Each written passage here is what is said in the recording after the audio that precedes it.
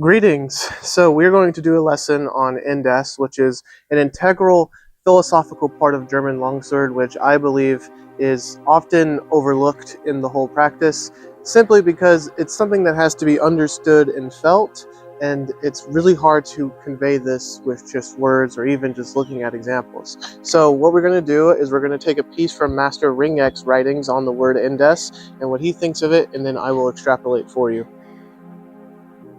The Master Ringek wrote, Indes. With it note that word, so you may learn to work and assess with art. If you frighten easily, never learn any fencing. So that is the passage on Indes that Master Ringek has written. We have several different manuscripts that also speak on Indes. It's very clear that it was a very integral part of the German understanding of sword fighting. Indes is the Latin word for in the moment. Indes follows fühlen. Fühlen is feeling. So we're going to grab these swords and I will give you an example. So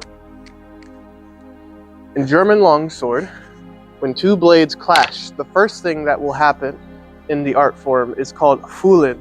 Fühlen is feeling. So therefore, you will feel whether or not your blade is strong or weak in a bind. If your blade is strong, then you can easily manipulate their sword.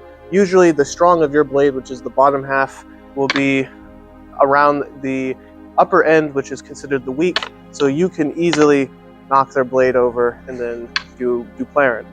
If your weak is on their strong, they can easily knock your sword over. So there's a technique called durchslechen, where you allow this to happen so that your blade falls under theirs, and then with that momentum, you wait until you have fully escaped the bind, and then you take all of the energy from both swords and then send it right back at your opponent. The way that you get to either of these outcomes in the bind is through Indes. So the German masters always said that you should keep Indes in mind. In fact, you should say it out loud. It was almost like a magic word or a magic phrase. So going back over this again, you have your Krieg, which is the binding of the swords, right? And then you have Fühlen. So my blade is weak. So therefore, in the Indes, which is that exact moment where I decide to perform a technique, I shall perform durchslechen.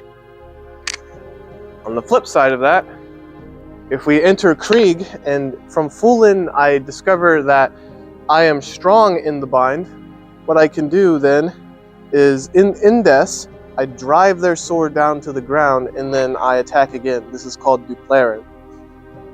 So Indes is one of those things where it's easy to learn and hard to master. So what I do when I fence to practice in drilling is I do say this out loud. So if I'm drilling something, binding, I say Indes, and then I make my move to build that mental track. And in sparring, you can even say Indes in your head, or just keep that word looping in your head over and over and over again to keep you sharp. I like Indes a lot because it helps keep you focused on what's happening. Because when you're fencing, you can easily information overload yourself. You can just simply take in way too much information. So Indes is really cool because it keeps my mind honed to that exact moment. What is happening in this moment right now to keep me focused on the fight? So in review, Indes is the Latin word for in the moment. It was used after Fühlen to determine what kind of technique they're going to perform, whether or not they are strong or weak in a bind. But it doesn't have to be just that. You know, Indes could mean let me retreat. Indes could mean let me push forward. Indes could mean anything, but Indes is the action that you take right after the information that you gather from Fühlen.